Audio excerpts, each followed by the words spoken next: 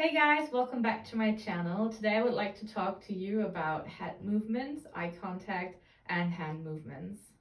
First of all, eye contact. Keeping eye contact is a very important part in a conversation. Depending on which country you're in, there are different traditions when it comes to keeping eye contact with people higher in rank than you. In Asian cultures, it is polite to not always keep eye contact when you're talking to someone who has a higher ranking than you. Whereas in Western cultures, it will probably be considered impolite to not keep the eye contact.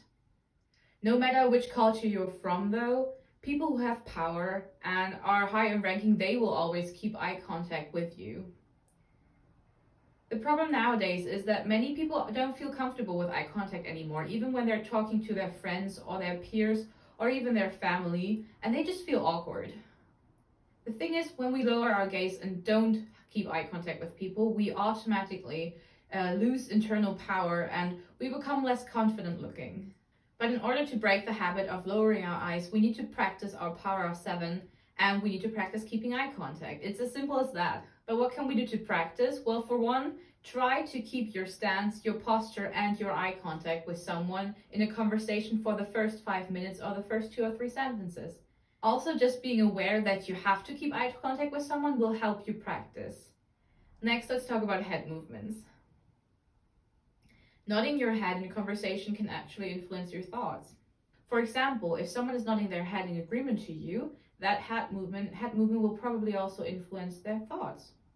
But the goal when it comes to head movements is to move as little as possible. How do we do that? Well, if our head moves, our body moves. So the goal is to keep our body as still and as relaxed as possible. Whenever we move our head, we also just want to aim for one nod, because a single nod will not make us look like a robot, basically. With that, we should be able to fix our head movement. Lastly, let's talk about hand movements. Head movements can actually impact the way someone perceives us and the way we communicate with them. For example, if we talk while moving our hands randomly, they can actually become quite a distraction.